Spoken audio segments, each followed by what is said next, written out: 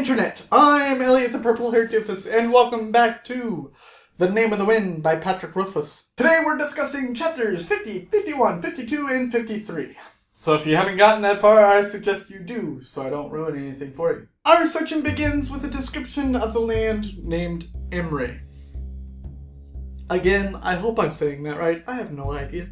Basically, Imre is the land where the university is.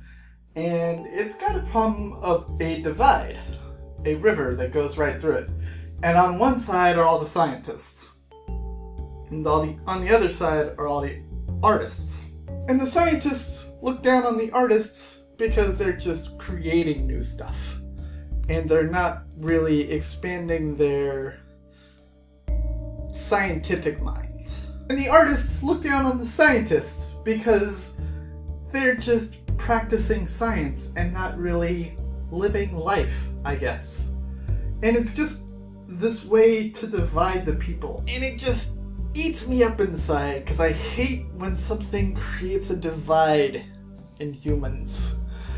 It's not something that I ever look forward to in anything. Kvothe has to cross the river into the land of the artists to meet with a woman named Devi. And Devi is a loan shark. So Devi will be able to give him the money that he so desperately craves. The problem is that in order to get this money, Devi has to have a sample of his blood. And being one of the arcanists, Kvothe knows exactly what she can do with that blood. And so Kvothe is very, very terrified of handing over any ounce or drop of his blood for any amount of money. And he turns her down, walks out of her home, and starts heading back to the university. The thing is that he comes across a pawn shop. And at said pawn shop is a beautiful lute.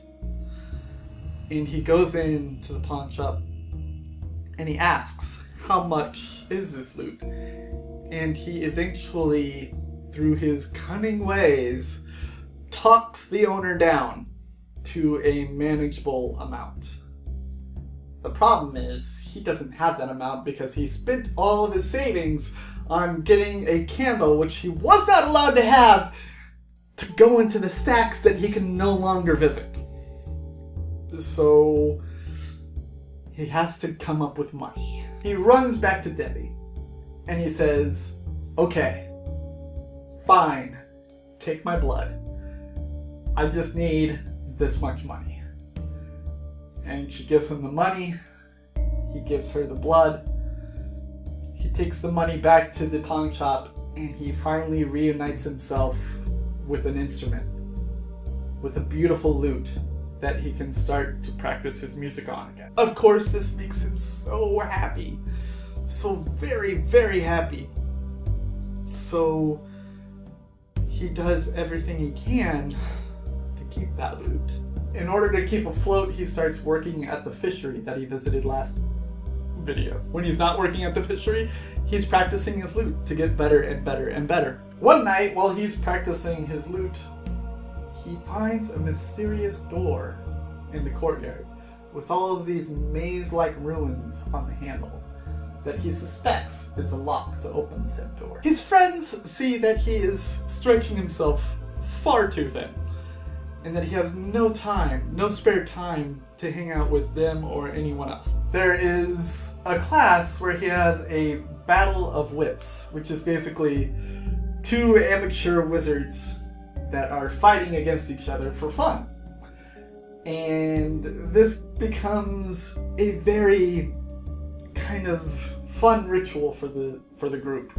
And it actually starts like bets and gambling on the sides while they're watching the students battle each other. Kvothe goes up against Ambrose, and in his desire to destroy Ambrose, he does something stupid again, like taking his air from his lungs to move a leaf across the wind, and nearly kills himself. Eventually, works out that he's okay, but once he recovers, he goes to the fishery only to find out that the fishery has fired him because his friends have urged the people to fire him. Then we're greeted with this place called the Ilion.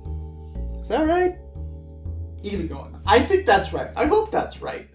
Again, don't know how to pronounce these words. Now, this place is kind of like America's Got Talent for villagers. Basically, you go there and you go on stage and you do your talent, and the crowd votes on whether or not you were good or not. Kvothe sees this as a way to make money, and so he starts practicing more than ever on his lute. And he starts practicing in the courtyard when someone starts to visit. And I will talk about that someone in the next video. I just want to tease it just a little. Today's question is, if you were to go to the Ilion, what would your talent be? What would be your best talent that you could bring forth and do for a crowd? Yesterday's question was, when was the last time that your loyalty was tested? And the problem is, I'm going to have to give you a cop-out on this one. You see, I'm a very trusting person, but I'm very choosy about who I trust. So I only trust those that I really believe deserve it. So when it comes to being betrayed because of my trust, it's never happened. My trust has never really been beaten over the head because I don't allow it.